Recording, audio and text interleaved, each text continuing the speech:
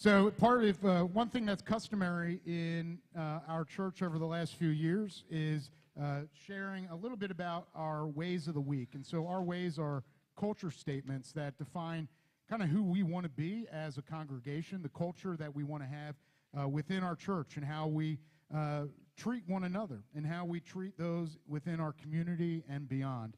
And so this week, we welcome Dr. Leonard Fitz.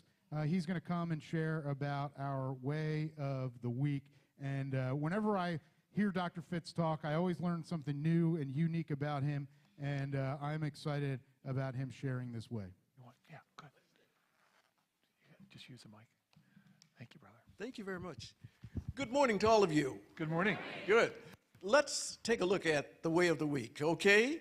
I'm delighted that we get a chance to read this. And let's say it together. What about that, okay? All right.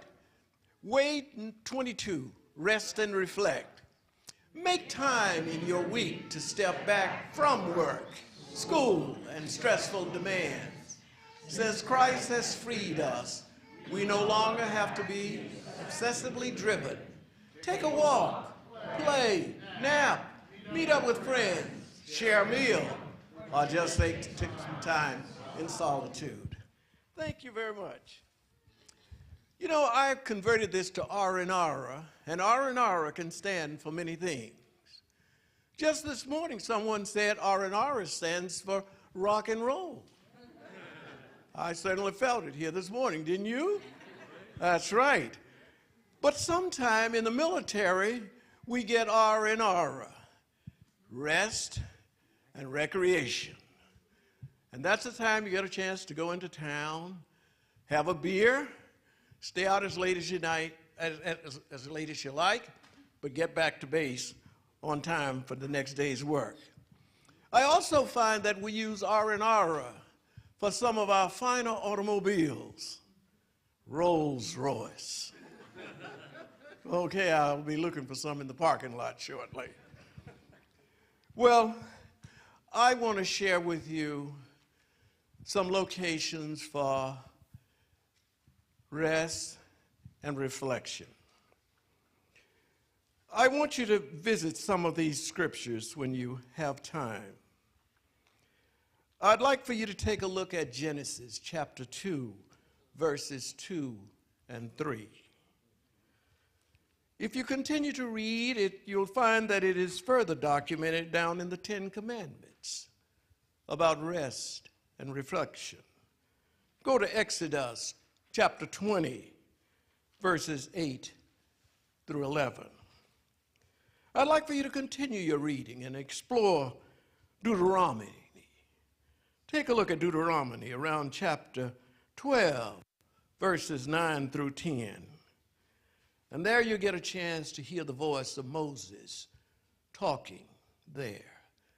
And then go to my other one, go and visit the Psalms, chapter 46, Psalm 46, and verse 10.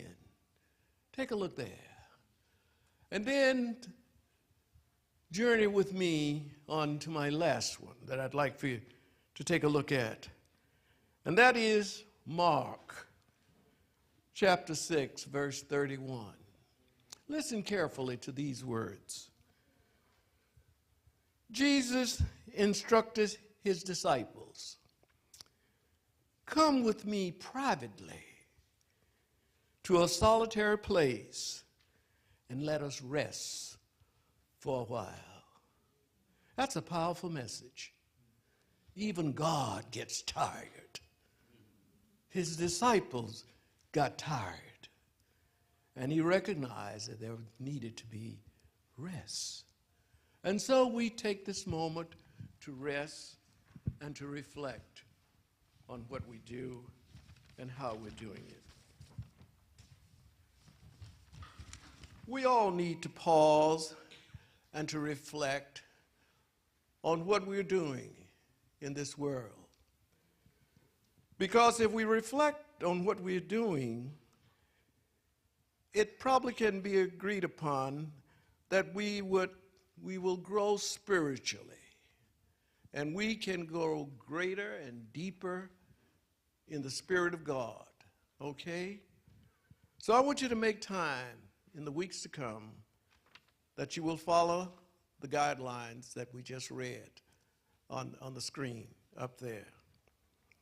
I firmly believe that if we practice rest and reflection, we can start living in harmony with God's design for us. I think the practice of rest and reflection draws us closer to our Creator, resulting in greater peace, greater renewal, and a deeper relationship with Him. I want to tell you a little story about rest. I grew up in a farming community down in Alabama. We grew corn, cotton, peanuts, and anything else that would grow. And we had two great animals that worked with us. Three, really. We had 2 mules and a horse. My grandfather instilled this concept in us. The Sabbath day, he said, must be kept holy. And so we had to make a commitment at the beginning of every year that we were going to be in church 100% time. And he said, while we're in church, all of our farm animals must be released to graze wherever they'd like to and be ready to join us on Monday morning. What did we learn from that? If you rest and relax, you will be open to become engaged on Monday morning. Even our farm animals were ready to go with us on the journey for the next week. Rest and reflect. Thank you.